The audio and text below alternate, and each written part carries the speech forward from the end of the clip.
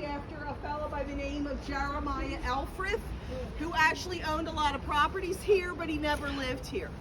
This is the oldest residential street in America, where people have lived here continuously since the early 1700s. So, the reason why I stop my groups here is because I want you to be sure as we walk down the alley that you are respectful. People live here. There's 32 homes here, 29 of them are owner occupied. The other 3 are owned by the Elfrith Valley Association. Now, this street was carved out originally as a pathway to the river, to gain access to the river. This road we just came off of is 2nd Street. The next road you think would be 1st, but Quakers founded this city and only God can be first, so we have a front street. Then you see a brick wall. Beyond the brick wall is the river. In order to get down to the river, we always have to go down steps to this day or a sloping street. So they had these cartways carved out, again, for people to get merchandise back and forth from the ships, okay, to the residential areas. And then eventually shops started here and people lived above their shops. So this idea of working from home, okay, did not start with COVID. It started way back when. So these people had their shops open 6 days a week, closed on Sundays, okay? And again, 1st floor, like the Betsy Ross house, they'd have their shop, and then the parents lived above, children above that. Now, these were people, this was middle class living. These people all worked with their hands, okay? They made things. So they were silversmiths and chair makers and blacksmiths and dressmakers and shoemakers, all those kinds of trades, okay?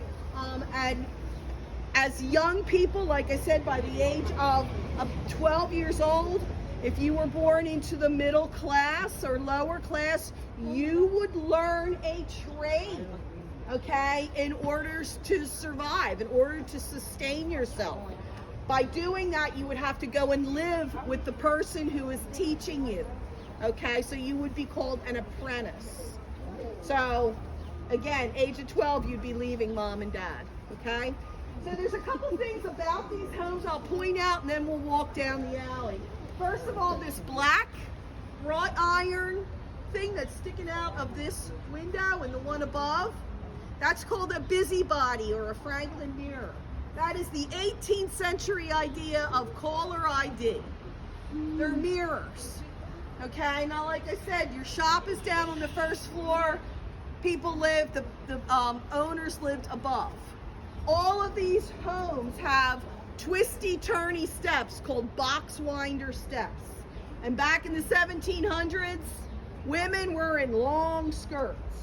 Going up and down these steps was not fun. So you could look out, somebody's pounding on your door, okay, to get in.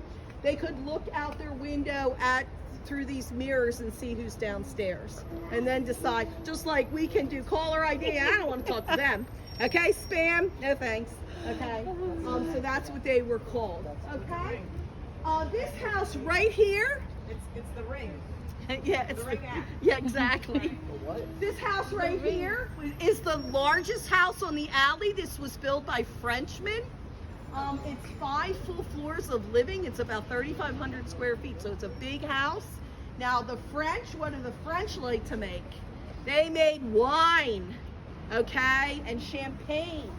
And you need water to make that. So the cisterns that held the water are still in the basement, the original cisterns. Okay? You see kind of like that fun, you see that funny kind of window there? That's glassed in now, but that would have been open. That was a carriageway. Now the people here did not own horses, they did not own carriages.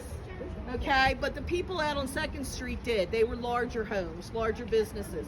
So this was kind of a throughway, that big window there. In the 1960s, this house was actually a restaurant. It was called the Carriage House Restaurant. And across from it, the largest house, we have the narrowest house. We tour guides call it the half house. So as we walk by, you'll see how narrow it is. That was your corner store, okay? So we'll walk on down to the oldest homes.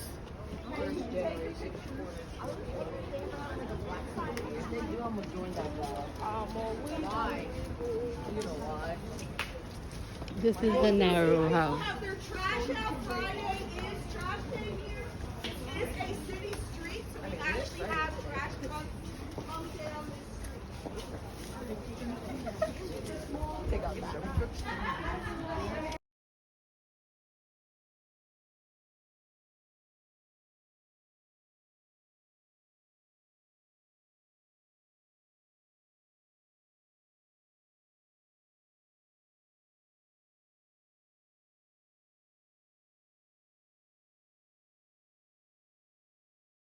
And you can see just from the bricks how old these homes are.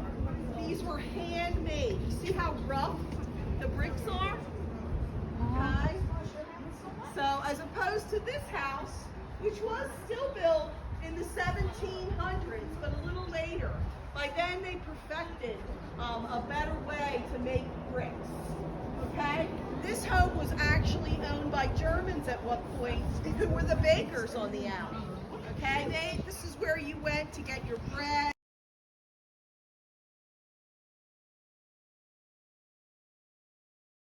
To get something to drink, to get something to eat.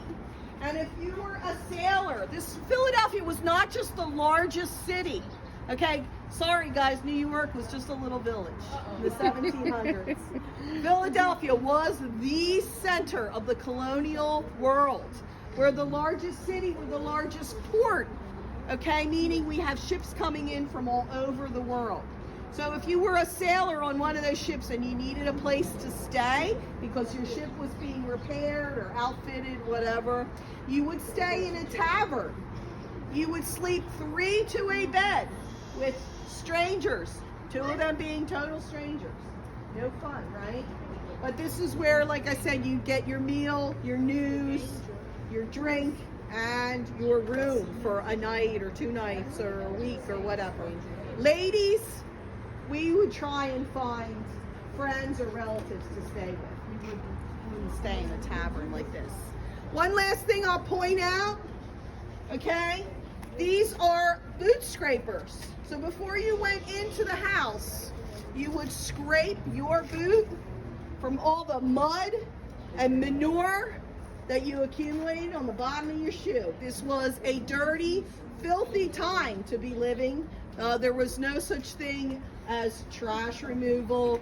Most of the streets in the early 1700s were still not paved. So you'd pick up a lot of mud and manure from the horses and the animals that were running around. Yeah, okay. So you had these boot scrapers to scrape off the bottom of your shoe.